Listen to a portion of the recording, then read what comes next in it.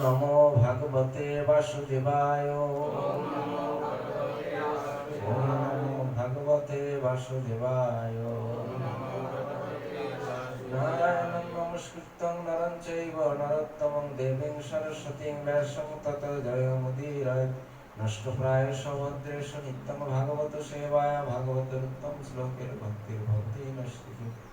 মুখং করোতি বাচনং পঙ্গুরং লঙ্ঘয়তি গিরিং যৎকৃপাতমহং বন্দে পরমানন্দমাধবং শ্রীগুরুদিনতারিণং শ্রীচৈতন্যেশ্বরং।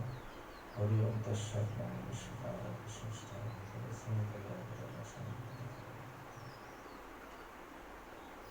তো শুধু সজ্জন ভক্তমণ্ডলী, মাতৃমণ্ডলী, পিতৃমণ্ডলী, আন্তর্জাতিক কৃষ্ণ ভাবনামৃতের সংঘ তথা ইস্কন নামহট্টের পক্ষ থেকে বৈকালিক এই অনুষ্ঠান উপলক্ষে আপনাদেরকে হার্দিক অভিনন্দন, শুভেচ্ছা এবং তৎসহ ভক্তিপূর্ণ প্রণাম জ্ঞাপন করছি।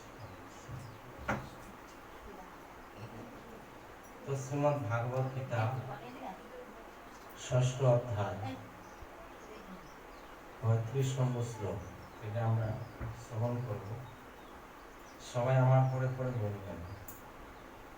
অসংশয়ম মহাবাহো মনোদুর্নি গ্রাহম চরম অভ্যাসেন তু কন্তেয় বৈরাগ্যেন গৃহীতে চ।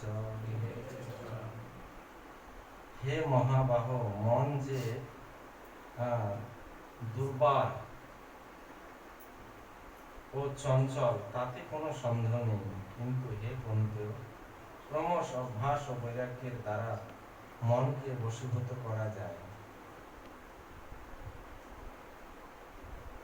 তো ভগবান গীতায় অর্জুনকে এই উপদেশগুলো দিয়েছিলেন।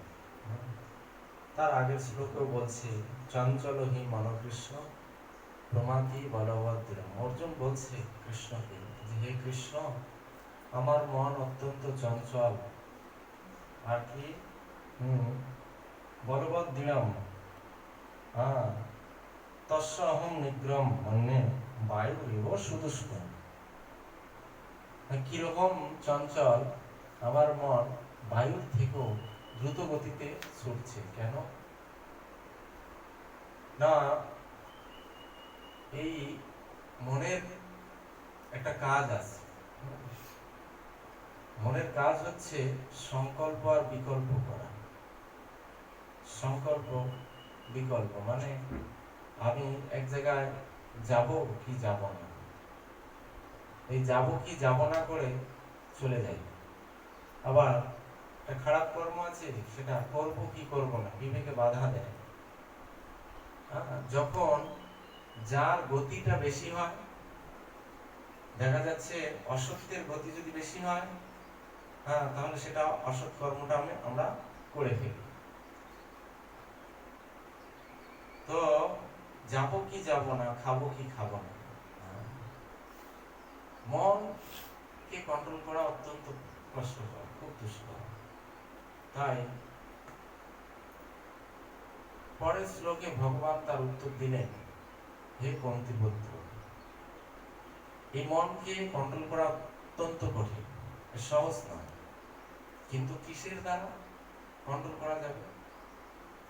অভ্যাস অনেক কন্ট্রোল, অভ্যাস এবং প্র্যাকটিসের মাধ্যমে এই মনকে কন্ট্রোল করা যায়। তো সেটা কি? অভ্যাসনত কন্তেও বৈরাগ্য গৃহীতেছ। বৈরাগ্য গৃহীতেছ, গৃহে থেকেই এই মনকে বশীভূত কন্ট্রোল করা যায়। কিভাবে? চৈতন্য মহাপ্রভু শিক্ষা দিয়েছে যে গৃহে থাকো বনে থাকো সদা হরি বলে ডাকো, সুখে দুঃখে ভুলো নাকো বদনে হরির নাম করো। এই হরি নাম যদি আমরা নিরন্তর পরমেশ্বর ভগবানের নাম গুণকীর্তন করব, ভগবত ভক্তি অনুশীলন করব, তাহলে এই ভগবত ভক্তি অনুশীলনের মাধ্যমে এই যে বায়ুর থেকে যে দ্রুত গতিতে ছুটছে এই যে মন, সেই মনকে কন্ট্রোল করা যাবে। তো এখন ব্যাপারটা হচ্ছে যে আমরা আদৌ আমরা জানি না যে মন বা কি, কিভাবে বা এটা কন্ট্রোল করা যায়, আর গৃহে থেকে এটা কি করে সম্ভব। কেন না, আমরা ধর্ম বলতে আমরা কি বুঝি? ধর্ম বলতে আমরা বুঝি সাধারণত যে একটা সংসার বাঁধলাম, একটা সংসার ভালো করে একটা মানে ঘর বাঁধলাম, তারপরে কি বিয়ে শাদী করবো, পুত্র পরিজন উৎপাদন করলাম, চাকরি করলাম, ব্যবসা করলাম, চাষবাস করলাম, আমার হচ্ছে এটা সংসার, আর সংসার করলাম, আর এটাই তো বড় ধর্ম। আবার কি ধর্ম করব? সাধারণত আমাদের হিন্দু, বিশেষ করে আমাদের হিন্দুরা এগুলো ভাবনা চিন্তা করে আবার কি ধর্ম করব। তো সংসার তো করলাম, গাড়ি বাড়ি স্ত্রী পুত্র পরিবার আদি সমস্ত তো হলো, এটাই তো সংসার, এটাই তো বড় ধর্ম। আবার কি ধর্ম করব? না, এইরকম জিনিসটা নয়। সংসার দুই রকম। কি? একটা হচ্ছে গৃহস্থ, আর একটা হচ্ছে গৃহমেধী। গৃহমেধী যে সংসার, সেটা হচ্ছে আত্মকেন্দ্রিক, দেহকেন্দ্রিক। এই দেহটাকে কেন্দ্র করে। এই জন্য বলছে আত্ম ইন্দ্রিয় প্রীতিবাঞ্ছা তারে বলি কাম, কৃষ্ণে ইন্দ্রিয় প্রীতিবাঞ্ছা ধরে প্রেম নাম। তো এখানে ঘটনা হচ্ছে যে গৃহমেধী হচ্ছে আত্মকেন্দ্রিক জন, মানে আমার বাড়ি, আমার গাড়ি, আমার টাকা পয়সা, আমার পুত্র পরিবার, আমার ধন সম্পত্তি ইত্যাদি ইত্যাদি, আমার সবকিছু। কিন্তু কখনো এটা আমি ভাবি না যে আমি কার, এটা কখনো ভাবি না। যেমন আমার হাত, আমার মাথা, আমি মাথা নই, আমি হাত নই। কি কাউকে যদি বলা হবে হাত দুটো কার, আমার। কি চোখ দুটো কার? তো চোখ দুটো তার, চোখ দুটো আমার, হাত আমার, মাথা আমার, সর্বশরীর আমার।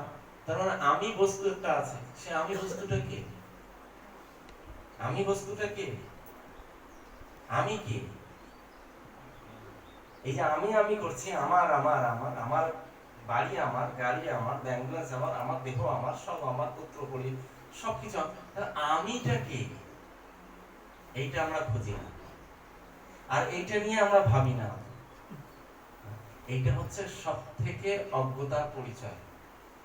এই যখন মানুষের এই জ্ঞানটা আসবে যে আমি কে, তখন এটা হচ্ছে এই অথাত ব্রহ্ম জিজ্ঞাসার প্রথম স্তর। অথাত ব্রহ্ম জিজ্ঞাসা, ওখান থেকে সে জিজ্ঞাসা হয় যে সত্যিকারই তো আমি কে। এইবার আসবে আমি কে, কোথা থেকে আসছি, মৃত্যুর পর কোথায় যাব, কেন এখানে দুঃখ কষ্ট পাচ্ছি। এই যে তখন কি হয়, এই যে মানে আত্ম উপলব্ধি, এটা প্রকাশ করা শুরু করে। তো এখন ঘটনা হচ্ছে এটা করবে কোথায় না, তত্ত্বদ্রষ্টা ব্যক্তির কাছে, যিনি জানেন তার কাছে। যেখানে সেখানে করলে কি হবে, বিভ্রান্ত হবে, রাস্তা খুঁজে পাবো না। তো যথার্থ স্থানে স্থিতা, যথার্থ স্থান থেকে সেটা কালেকশন করতে হবে। তো ঘটনা হচ্ছে যে গৃহস্থ আর গৃহমেধী, এই গৃহমেধীরা যারা মনে করে যে সংসারটাই সর্বোত্তম, সংসারটাই সবকিছু। অনেক তো আমরা বলি যে আমি যদি সংসারে না থাকি, সংসার চলবেই না, বলি কি না? যদি বলা হয় যে আপনি একটু আসুন, একটু হরিকথা আসুন, একটু অনুষ্ঠানে আসুন, না রে বাবা এখন টাইম নাই, আর এখন আমার বয়সও হয় নাই, বুঝতে পারলেন? আমি বলি, আমি একজন মাতাজির সঙ্গে কথা বলছিলাম, তো সেই বয়স্ক বুড়িমা, ওনার বয়স হয়ে গেছে 90 বছর। ওনাকে আমি বলছিলাম যে মাতাজি আপনি এই হরিনাম করুন, এখন তো শেষ বয়স। কয় এখনো সময় হয়নি। কত বছর বয়স? 90 বছর বয়স। 90 বছর বয়সও কয় আমার সময় হয়নি।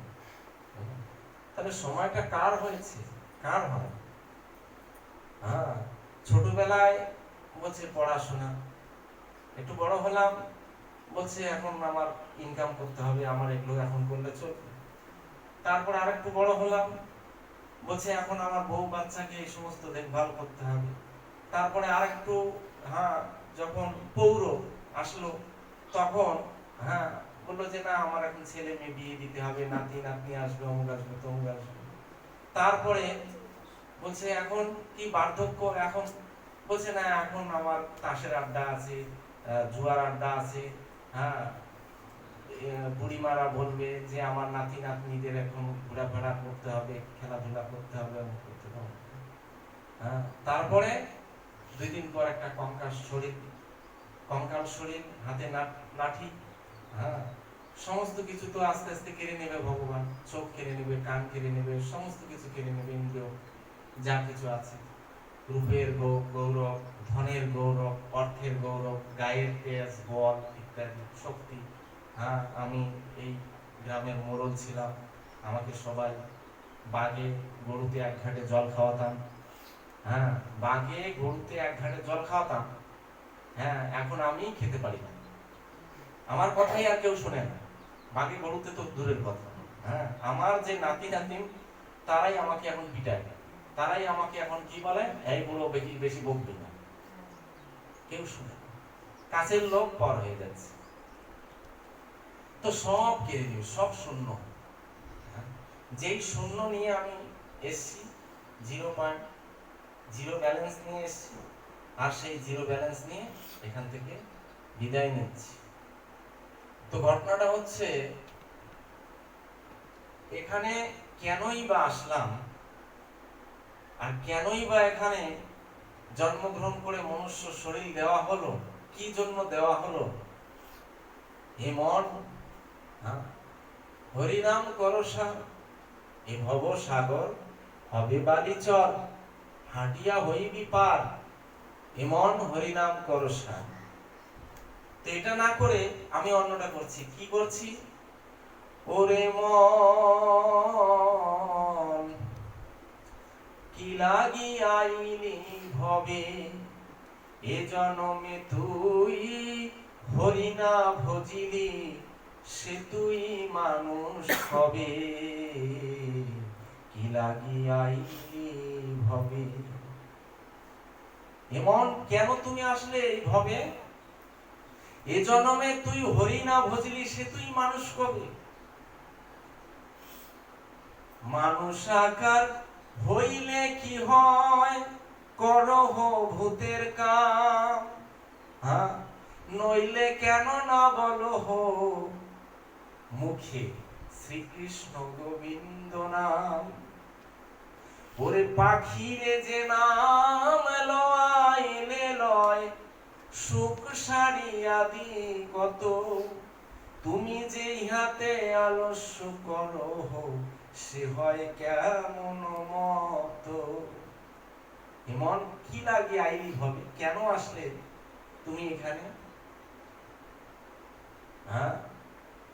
তো এই মনুষ্য শরীরটা দিয়ে ভগবান পাঠিয়ে দিয়েছে কেন?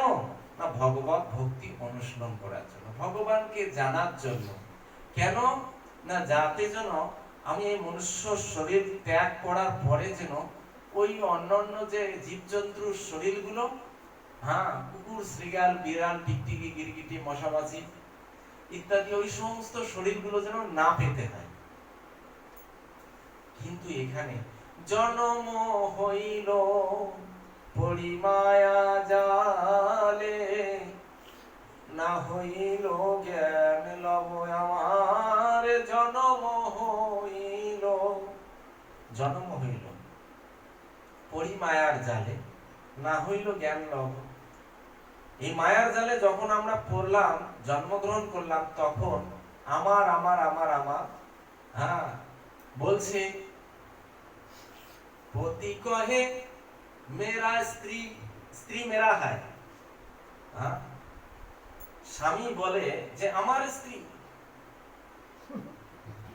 আর স্ত্রী বলে মেরা স্বামী, ও স্বামী মেরা হয়। ছেলে বলে আমার বাবা, হ্যাঁ বাবা বলে আমার ছেলে। তো সবাই আমার আমার বলে।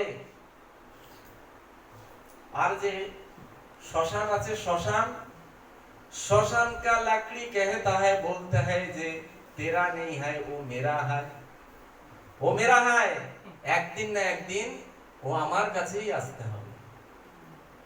শ্মশানের যে লাকড়ি, শ্মশানের যে খড়ি আছে, জ্বালানি আছে, সেটা বলে যে আরে চুপ কর বেটা, তোর বাবা না, তোর মা না, তোর পুত্র না, পরিজন না, আমার ওই শরীর আমার। শ্মশানে শরীর মম পড়িয়া রহিবে, হ্যাঁ পতঙ্গ বিহঙ্গতায় বিহার করিবে। হ্যাঁ যে দেহের এই গতি তার অনুগত। হ্যাঁ আমরা একটু যদি ভাবি যে অনিত্য কলেবর, এই যে অনিত্য সংসার, অনিত্য কলেবর, অনিত্য সবকিছু, হ্যাঁ এই অনিত্যকে নিত্য বলে মনে করা, এটা হচ্ছে সব থেকে নির্বুদ্ধি।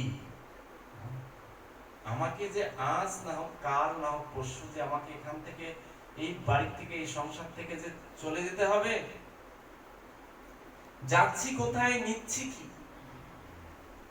আর কি দেব, হ্যাঁ পাড়ের করি কি দেব, কি জমিয়েছি, না এই জড় জগতে ব্যাংকে আমি 10 কোটি টাকা জমিয়েছি, কোন কাজে দেবে পাড়ের করিতে? আমার নামে কয়েকখানা এলআইসি আছে, আমি মরলেই টাকা পাবো, আমি মরলে সত্যি টাকা পাবো কি? দেখুন কতটা ভ্রান্ত, কতটা হুমবান করে চলছি। আমি পাবো না, টাকা পাবে আমার পরিবার, আমার স্ত্রী। মরলেই টাকা, ওরা বলছে আপনি মরলেই টাকা পাবেন। এলআইসি এজেন্টরা বলছে আপনি মরুন, আপনি মরার সঙ্গে সঙ্গে টাকা পাবেন। আরে আমি তো মরে যাচ্ছি, আমি কোথায় টাকা পাচ্ছি? না ও শরীরটা পাবে। হ্যাঁ বুঝতে পারলেন, আমি পাচ্ছি না টাকা, আমি পাচ্ছি না, আমার পরিবার পাবে টাকা। ঠিক আছে, তো ঘটনা হচ্ছে এই যে যে কতগুলো আমরা পড়ে রেখেছি, আর যাচ্ছি, হ্যাঁ যাওয়ার সময় হাত যদি কারো মুঠো বাঁধা থাকবে না, সেটা জোর করে ছেলেমেয়েরা খুলবে, দেখতে বেটা কিছু নিয়ে যাচ্ছে নাকি, বুঝতে পারলেন, জোর করে খুলে দেবে। হ্যাঁ পকেট যা কাপড় চোপড় সব কিছু কিনে নেবে, সব কিছু কিনে নেবে। তাহলে দেখুন যে আমরা এই অনিত্য সংসারে নিত্য বলে যে এই মনে করছি স্বপ্ন, দিনের পর দিন স্বপ্ন। একটা মুজিব পরদেশি গান গেয়েছিলেন, স্বপন দেখা আইলাম ভবে, দয়াল ভবের মায়ায় রইলাম ডুবে। তো স্বপ্ন আমার স্বপ্ন যাচ্ছে না, জড়জগতে বলছে। আরো একটা গানে বলছে, ভবের এই খেলা ঘরে খেলেছ পুতুল খেলা, জানি না কার পুতুল ভাঙে কখন কে জানে। ভবের এই খেলা ঘরে খেলেছ, সব পুতুল খেলা খেলছি, জানি না কার পুতুল যে কখন ভেঙে তছনছ হয়ে যাবে, এটা আমরা কেউ বলতে পারছি না। হ্যাঁ বানাই আছে পুতুল যিনি, একদিন ভাঙবে তিনি, হ্যাঁ, জানি না কার পুতুল ভাঙে কখন কে জানে, ভবের এই খেলা ঘরে। তো এই খেলা ঘরে এই নাট্য মঞ্চ অভিনয় করে চলছে, স্বপ্ন দেখেই চলছি, দেখছি, কিন্তু দেখতে দেখতে দেখতে দেখতে 70-80 বছর বয়স হয়ে গেল। এখনো চেতন পেয়ে রাধা কৃষ্ণের নাম করুরে, গায়ে গোড়া মধুর স্বরে, জীবন হইল শেষ, জীবন করিলে শেষ, হ্যাঁ, না ভজিলে ঋষিকেশ। জীবন শেষ করে দিলাম, কিন্তু এখনো আমার সময় হলো না। হ্যাঁ, বেলা চলে যাচ্ছে, কিন্তু হে ভারতবর্ষের মানুষ, ভারত ভূমিতে হইল মনুষ্য জন্ম, যার জন্ম সার্থক করি বড় পরোপকার চৈতন্য মহাপ্রভু আমাদের দায়িত্ব দিয়েছে। তো নিজের জন্ম তো সার্থক, সার্থক তো দূরের কথা, আমি এখন ঘুমিয়েই আছি, ঘুমিয়েই আছি। শুধু তাই না, দেখুন, যদি আমরা বাঁচবো 80 বছর বা 60 বছর বা 70 বছর, 60 বছর গড় আয়ু, 60 থেকে 70 বছর, 60 বছর যদি আমরা বাঁচবো, 70 বছর যদি আমরা বাঁচবো, তা 70 বছর ধরলাম, 70 বছর 8 ঘন্টা যদি আমরা রাত্রে বেলা ঘুমাই, তো দেখুন 70 বছরের কত বছর, মিনিমাম 20 থেকে 25 বছর আমি কি ঘুমিয়েই কাটালাম, হ্যাঁ কি না?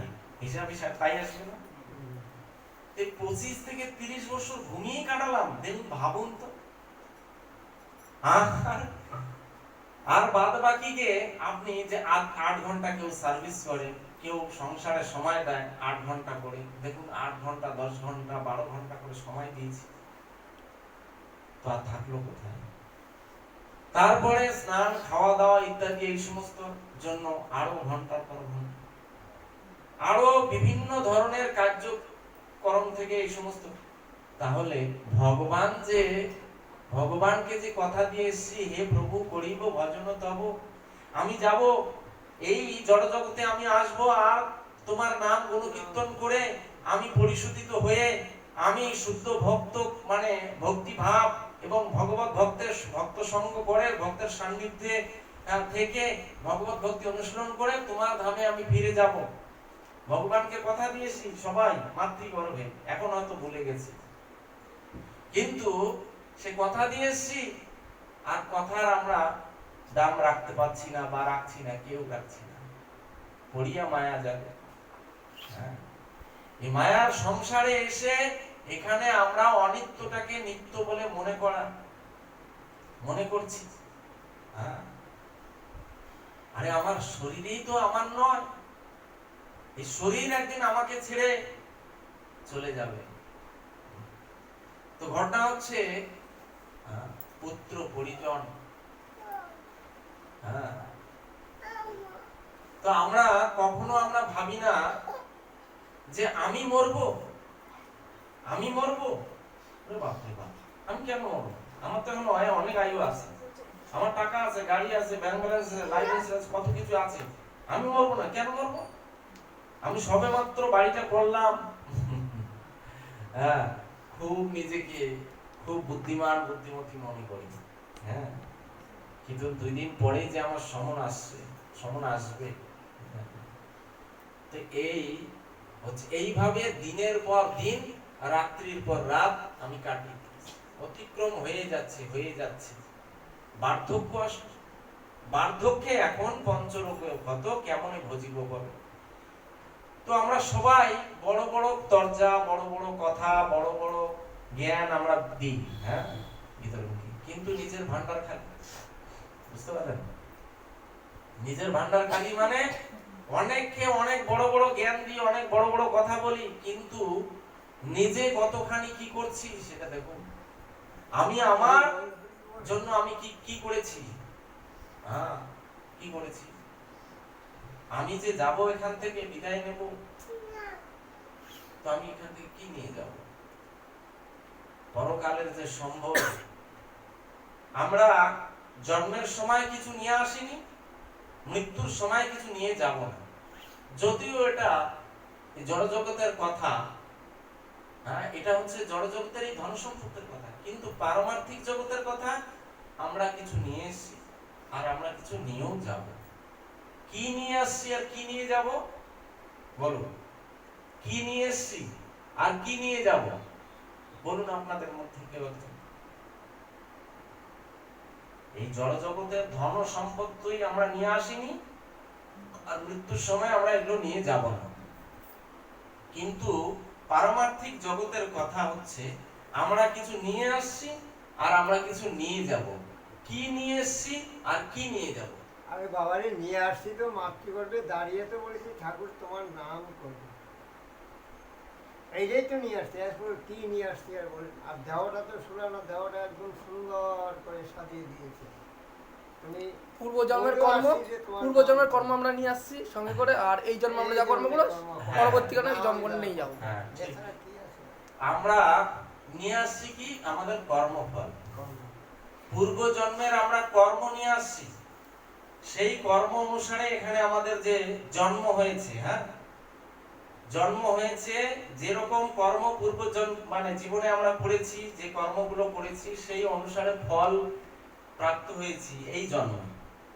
হ্যাঁ, না হলে কেন একজন ধনী, একজন গরিব, হ্যাঁ, আবার একজন সুন্দর, আবার একজন বিশ্রী, আবার একজন সুশ্রী, আবার একজন অন্ধ, আবার একজন বোভা, আবার একজন পা নেই, আবার একজনের হাত নেই? কেন? কেন? কর্মফল অনুসারে এটা প্রাপ্তি হয়েছে, ভালো করে উপলব্ধি করুন। আর এই মৃত্যুর সময় আমরা কর্মফল নিয়ে যাব। এই মৃত্যুর সময় আমরা কি নিয়ে যাব? কর্মফল নিয়ে যাব। যেরকম আমরা এখানে কর্ম করছি সেই কর্ম অনুসারে পরবর্তী একটা শরীর পেতে হবে। হ্যাঁ, তো ঘটনা হচ্ছে সেই শরীরটা আমার কর্মফল অনুসারে আমরা প্রাপ্ত হব। কিন্তু আমি চাইবো মনুষ্য শরীর না, চাইলে আমি প্রাপ্ত হতে পারবো না। কারণ জন্ম হোক যথা তথা, কর্ম হোক ভালো। কোন কর্ম? না ভগবত ভক্তি অনুশীলন, ভগবানের দেওয়া আইন। ভগবানের দেওয়া আইনকে পালন করতে হবে। ভগবানের দেওয়া আইন যারা পালন করছে তারা নিঃসন্দেহে ভগবত ভক্তি লাভ করবে, এবং এই জড়জগতের এই মনুষ্য শরীরও তারা আকাঙ্ক্ষা করে না। তারা কি? পারমার্থিক শরীর।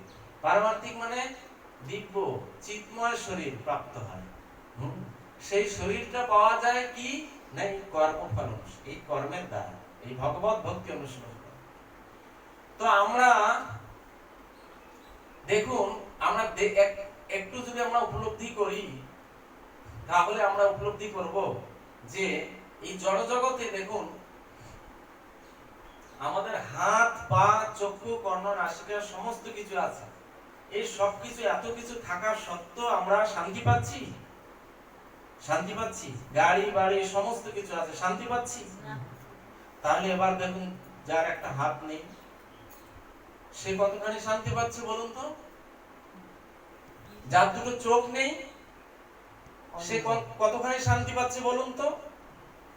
তা আবার কি আমরা সেই শরীরগুলো পেতে চাই বলুন? হ্যাঁ, তাহলে কি করতে হবে? এই ভগবত ভক্তি অনুশীলন করতে হবে। না হলে ভগবান দেখছে দিয়া ধন বুঝে মন কেড়ে নিতে কতক্ষণ। ভগবান দিয়েছে এই শরীর একটা সম্পদ, এই সম্পদ দিয়েছে, তুমি যথাযথভাবে ব্যবহার করোনি, যথার্থভাবে তুমি ব্যবহার করোনি, তাই তোমার এই শরীর, হ্যাঁ, অনেক জন্ম ভ্রমণ করার পরে তোমাকে মনুষ্য শরীর দিতে দেব ঠিকই, কিন্তু দেখা যাচ্ছে দুটো চোখ থাকবে না, দেখা যাচ্ছে বধির হব, মুখ দেবে না ভগবান। কেন? না এই মুখ দিয়ে তুমি হরিনাম করোনি, তুমি চোখ দিয়ে আমার রূপ দর্শন করোনি, তোমার এই চোখের যোগ্যতা নেই, তোমার মুখের যোগ্যতা নেই, হাত দিয়ে আমার সেবা করোনি, তোমার হাতের যোগ্যতা নেই সব।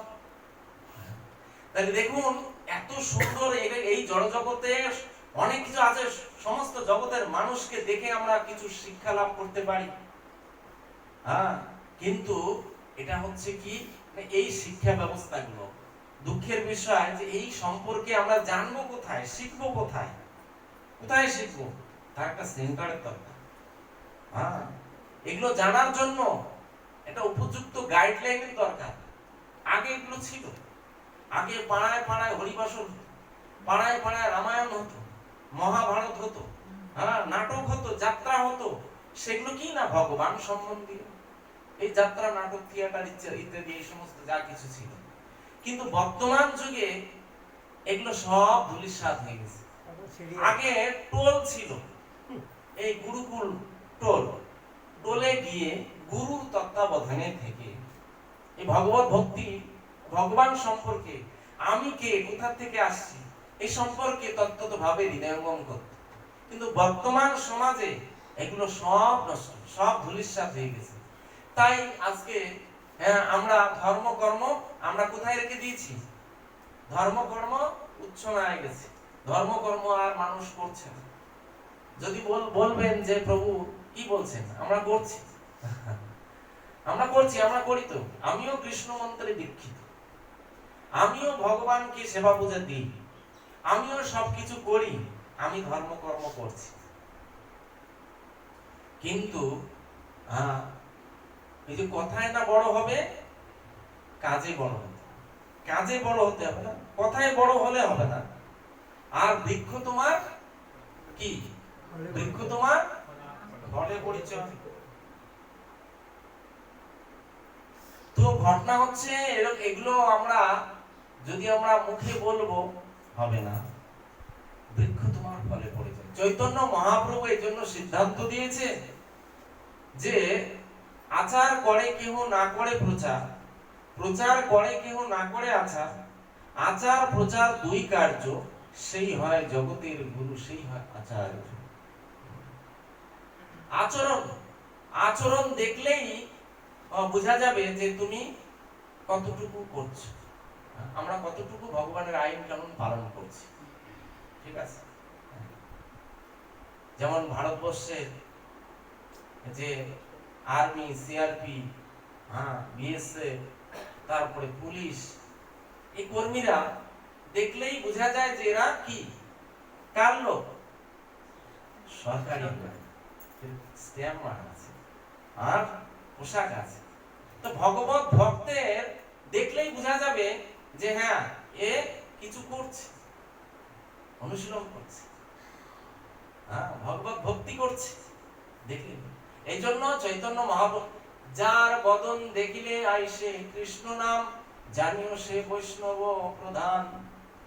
যার বদন দেখলে কৃষ্ণ নাম আসে, কৃষ্ণের কথায় স্মরণ করি দেয়, নিঃসন্দেহে সে ভগবত ভক্ত। তো প্রত্যেকটা ফ্যামিলি, চৈতন্য মহাপ্রভু চেয়েছেন যে প্রত্যেকটা ফ্যামিলি এই যেন এই ভগবত ভক্তি অনুসরণ করে। আর বিশেষ করে কলিযুগ, এই কলিযুগের মানুষ অল্প বুদ্ধি, অল্প মেধা, অল্প আয়ু, মন্দ ভাগ্য, মন্দ ভাগ্যহী, উপদ্রুতা, সবসময় কলহ, প্রিয়, ঝগড়া ঝাঁটি, মারা মারি, হই হুল্লোড় ইত্যাদি নানান ধরনের প্রবঞ্চনা, বিভিন্ন ধরনের মিথ্যাবাদী, মানে কথাবার্তা, নানান ধরনের ছলনা প্রতারণা, এই সমস্ত থাকবে, এগুলো করেই চলবে। আর এগুলোতে তারা এগুলো করে অপরের হিংসা, নিন্দা, অপরের ভালো হওয়া দেখতে পারবো না, পর নিন্দা, পরচর্চা, এগুলো খুব ভালো লাগবে। এই কলিযুগের মানুষের এগুলো বিশেষ কথা, এগুলো খুব ভালো লাগবে। আর এগুলো আমরা করব, আর এগুলো যত করব তত কি হবে না, অধঃপতনের দিকে যাবে। কিন্তু যদি হয় কৃষ্ণ কথা, যে যদি হয় কৃষ্ণ কথায় বজ্র যেন পড়ে মাথা, যদি কৃষ্ণ কথা, ভগবানের কথা, ভগবানের নাম গুণকীর্তন হবে, সেখানে কাউকে ডেকেও খুঁজে পাওয়া যাবে না, ডেকে ডেকেও তেল মেখেও তাকে সেখানে নিয়ে আসা অসম্ভব হবে, আসবে না, তারা আসতে চাইবে। কেন না, নমাং দুষ্কৃতি নমুড়া প্রপদ্যন্তে নরাধমা মায়া পরিত্যাজ্ঞানা সংভাবমাস। এরা অসুরের পর্যায়ে এবং নরাধম মূর্খ, হ্যাঁ, সব সময় ভোগ বিলাসিতায় মত্ত হয়ে থাকতে চায়। আর কি ভোগ বা আমরা করব? এই জড় জগতের ভোগ্য বস্তু সব হচ্ছে, মালিক হচ্ছেন পরমেশ্বর ভগবান কৃষ্ণ।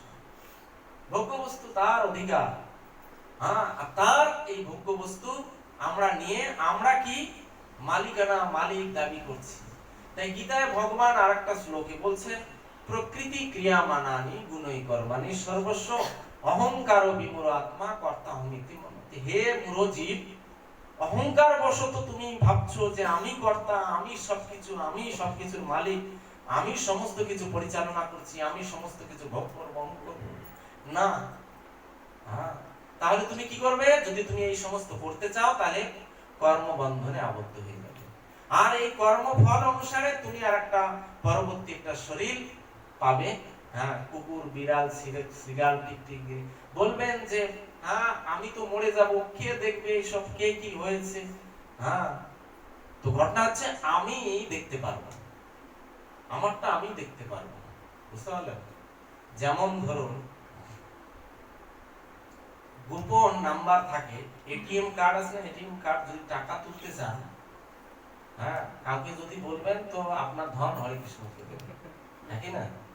তো গোপন পাসওয়ার্ড থাকে, সেটা টিপলে পরে আপনি আপনার ধন দেখতে পাচ্ছেন এবং আপনার মোবাইলে মেসেজ আসছে আপনার কত টাকা থাকছে। আপনি ঠিক আমরা কি করেছি সারা জীবনে, যা করেছি না, মৃত্যুর আগ মুহূর্তে সব ওগুলো ডেলিভারি দেবে। ও বাবা, লেখা হচ্ছে, হ্যাঁ, নিজেরটা নিজে লেখা হচ্ছে, সব ওগুলো পেয়ে যাবে, ওগুলো সব পেয়ে যাবে সব। এই জন্য যে হ্যাঁ, পলাইতে পথ নাই, জম আছে পিছে, হরিনাম করো জীব আর সব মিছে। হ্যাঁ, হরিনাম করো জীব আর সব মিছে, পলাইতে পথ নাই, জম আছে পিছে। হ্যাঁ, তো জমের যখন তাড়না আমাকে দেবে তখন আমার সমস্ত কিছু বের হয়ে যাবে। হ্যাঁ, সমস্ত কিছু বের হয়ে যাবে, খুঁটি না কি সমস্ত। এই জড় জগতে আমরা একটা দৃষ্টান্ত দিই। জড় জগতের কোন চোরকে ধরে, তো দেখা যাচ্ছে অন্যায় করেছে কত, হ্যাঁ, 5-10 বছর আগে, পালিয়ে বেড়াচ্ছে, কেস হয়ে গেছে, কিন্তু পালিয়ে বেড়াচ্ছে। তারপরে সেই চোরকে সরকারের অনুচর ধরলো, তো সেই চোরকে ধরে পুলিশরা কি করবে? আদর ভালোবেসে, হ্যাঁ, বড় বড় কি মিষ্টি, মন্ডা, রসগোল্লা খাওয়াবে, কি করবে? হ্যাঁ, পিটাবে, তাই না? মিষ্টি খাওয়াবে না, এক ধরনের মিষ্টি দেবে। হ্যাঁ, তাহলে যে অতদিন পরে বাঁচা ধন তুমি ধরা দিয়েছো, হ্যাঁ, তো আচ্ছা করে তোমাকে আগে পিটাই দেওয়ার পরে তারপরে সে কোথায় নিয়ে যাচ্ছে? থানায় নিয়ে যাচ্ছে। থানায় গিয়ে আবার কি ওখানে সে আদর করবে? না, ওখানে গিয়েও পেটাবে। ওখানে গিয়ে পিটানোর পর আবার কি করবে? তাকে জেল হেফাজতে কয়েকদিনের জন্য ওয়েটিং লিস্টে রাখবে। কেন না? আরো যদি তুই আরো কুকীর্তি করেছো, কোথায় কোথায় কি করেছো না করেছো, তারা বায়োডাটা সব কিছু চেক করবে, সবকিছু বের করবে। হ্যাঁ, বের করার পরে তারপরে কত ধারায় কত কিছু, হ্যাঁ, এগুলো তারপরে এত ধারায় কেস হয়ে গেল, এত দিন জেল গেল। ঠিক এই ভাগবত, এই যে ধর্মম তো সাক্ষাৎ ভাগবত প্রণীতম, ভগবানের দেওয়া যে আইন আছে, এই আইনকে যদি আমরা লঙ্ঘন করি, আমরা পালন না করি, তো আমরাও এক ধরনের ক্রিমিনাল। ভগবানের দেওয়া আইন কানুন যদি আমরা পালন না করব, তো আমাদেরও এই ধরনের পানিশমেন্ট পেতে হবে। আমাদেরকেও ধরবে, আমাদেরকে ধরে আচ্ছা করে ধোলাই দেবে। কখন ধোলাই শুরু হয় জানেন? 40 থেকে 50 বছরের পরের থেকেই শুরু হয়ে যায় পানিশমেন্ট দেওয়া। হ্যাঁ, বুঝতে পারছেন? তখন থেকে বার্ধক্য, এখন আমার এমনি তো বার্ধক্যে যন্ত্রণা, আরো কি 5টা রোগ অ্যাড হবে, খুব ভালো লাগবে মনে হয় তখন, তাই না? খুব ভালো লাগবে। আর তখন হরিনাম আসবে। বলুন, দেহকে সামলাবো, চোখকে সামলাবো, কানকে সামলাবো, না আমি হরিনাম করব, না সাধু সঙ্গ করবো, কোনটা হবে? এই জন্য আমরা মিথ্যা প্রবঞ্চনা, প্রতারণা করি ভগবানের সঙ্গে, যে এখন আমার এই সমস্ত করার বয়স নয়, এখন এই সমস্ত করব না।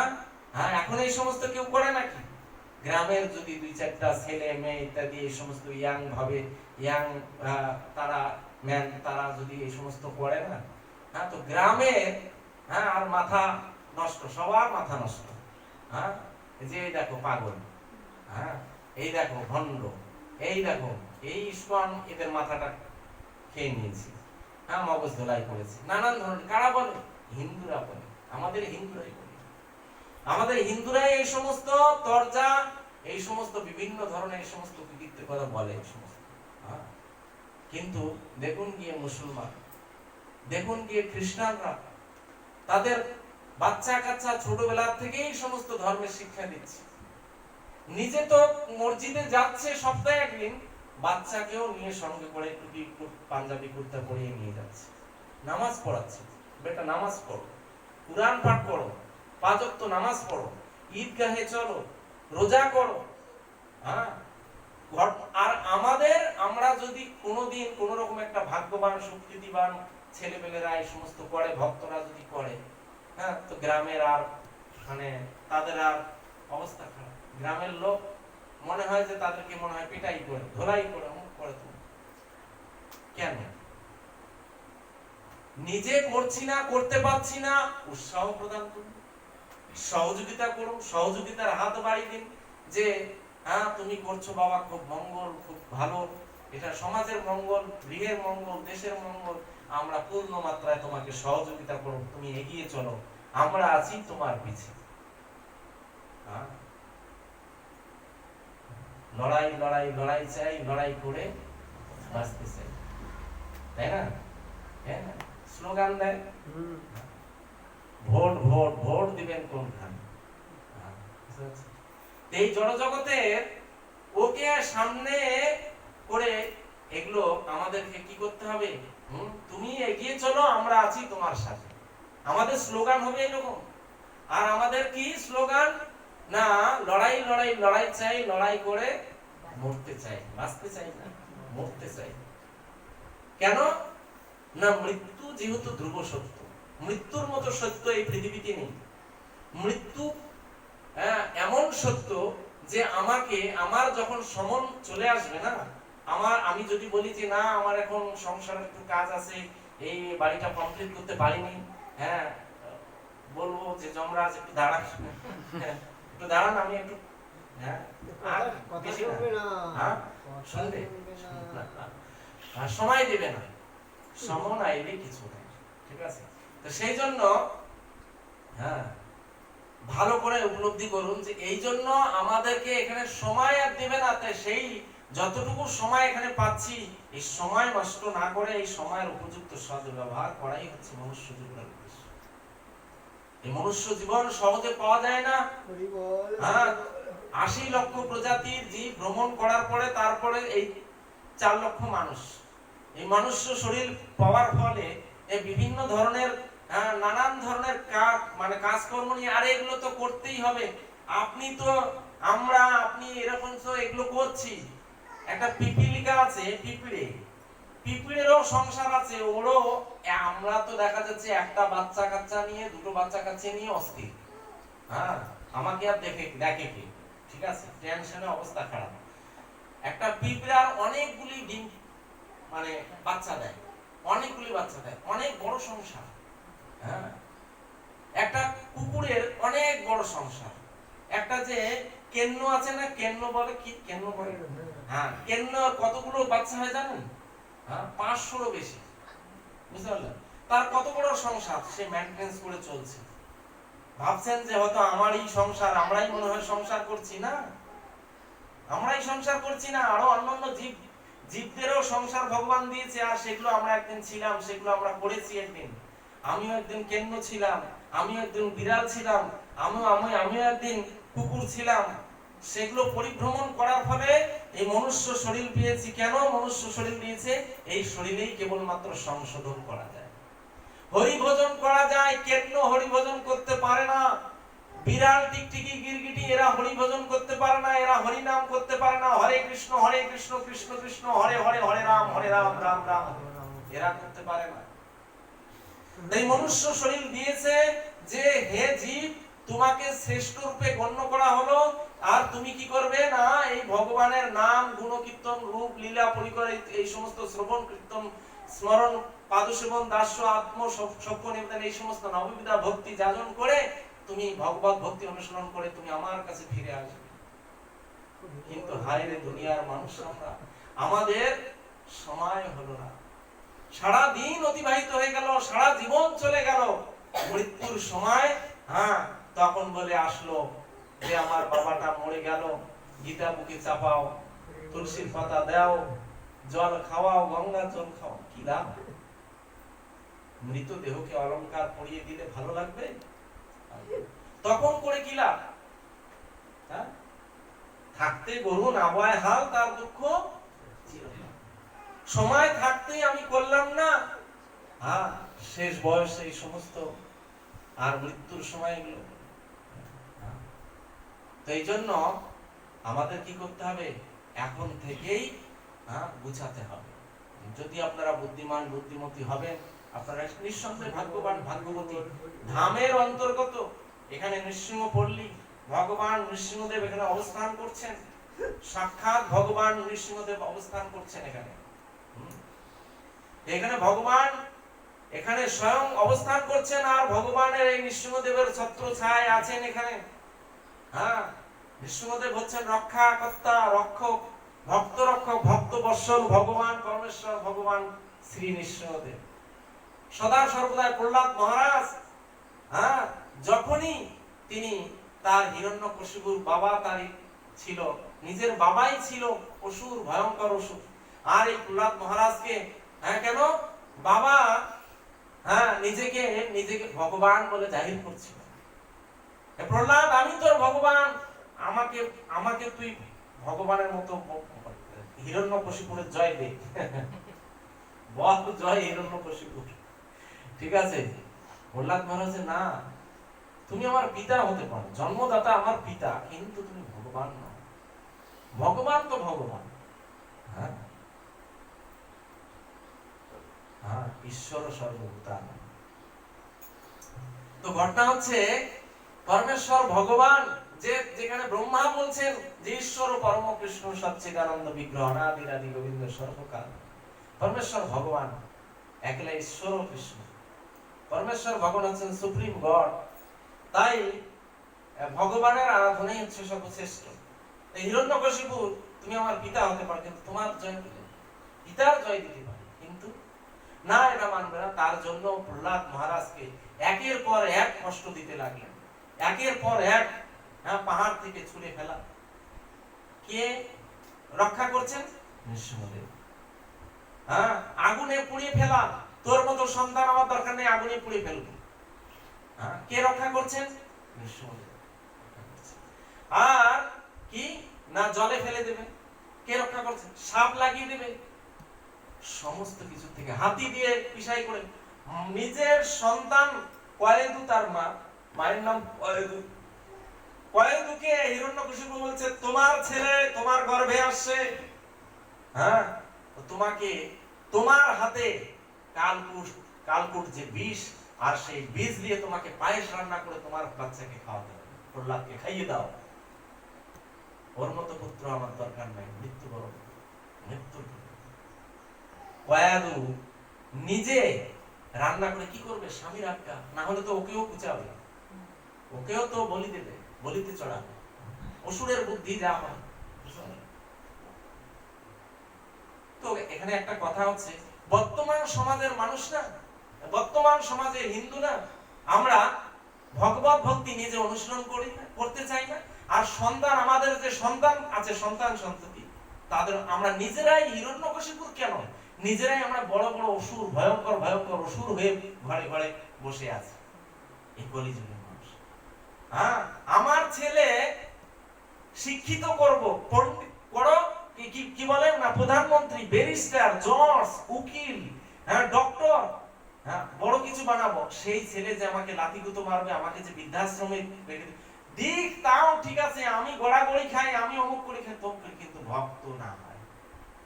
ভক্ত হয়ে যে আমাকে যে আদর ভালোবাসা দিবে, শেষ বেলায় যে আমার কানে এই দুই কর্ণে যে আমার কৃষ্ণ নাম শ্রবণ করাবে, হ্যাঁ, সর্ব অঙ্গে যে আমাকে তিলক পরিয়ে দিবে, তারপরে তুলসীর এক মানে চরণামৃত আমাকে যে খাইয়ে দিবে, সে চিন্তা নাই। আমাকে যে ওই পুত্রই যে আমাকে, হ্যাঁ, উদ্ধার লাভ করবে, আর না হলে পুত্রই যে পুত্রের সঙ্গে তুলনা করা আছে, পুত নামক নরকে যে ফেলবে, যে এই পুত্রই, হ্যাঁ, মানুষ করে দেব। মানুষ করেছি, কি মানুষ করেছো না, বড় ইঞ্জিনিয়ার, কত টাকা পায় না, 60,000 টাকা পায়, 60,000 টাকা গুনছে, কিন্তু লাথি মারছে, মাকে এক ঘরের কোণে রেখে দিয়েছে, বাবা মাকে অনাদরে ফেলে রেখে দিয়েছে।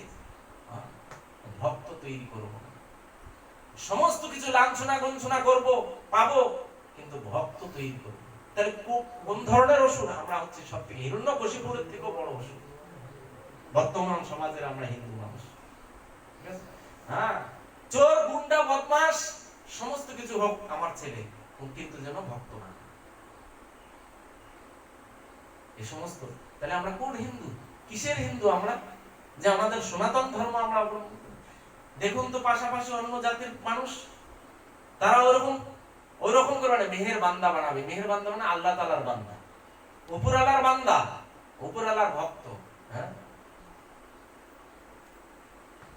তারা ছোটবেলা থেকে শিক্ষা দিয়েছে।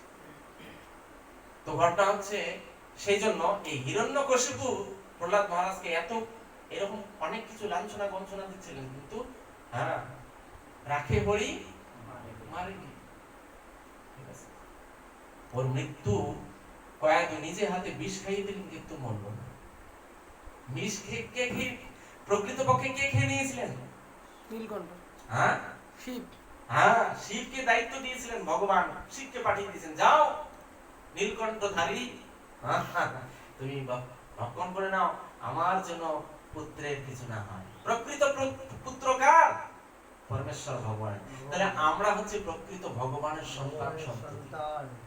তাই আমরা হচ্ছে ভগবানের সন্তান সন্ততি, আমরা হচ্ছে আমার পরম পিতা পরমেশ্বর ভগবান কৃষ্ণ, তার আরাধনা আমরা করছি না, তার চরণ তলে আমরা পড়ছি না, তাকে আমরা আদর ভালোবাসা দিচ্ছি না, আমরা সুখী হব কি করে?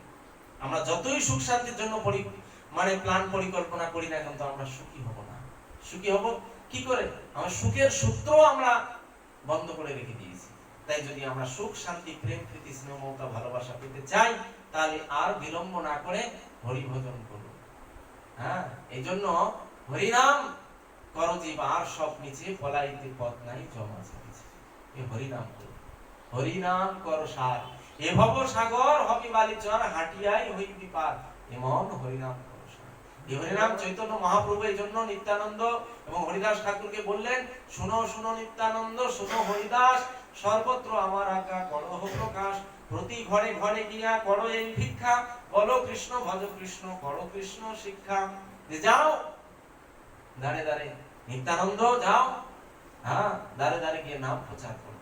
তাই কলিযুগে এখনো সেই প্রবর্তিত পন্থা, চৈতন্য মহাপ্রভুর যে পন্থা, আন্তর্জাতিক কৃষ্ণ ভাবনামৃত সংঘের মাধ্যমে এটা এখনো প্রচলিত হচ্ছে এবং জায়গায় জায়গায় সেন্টার করে দেওয়া হচ্ছে।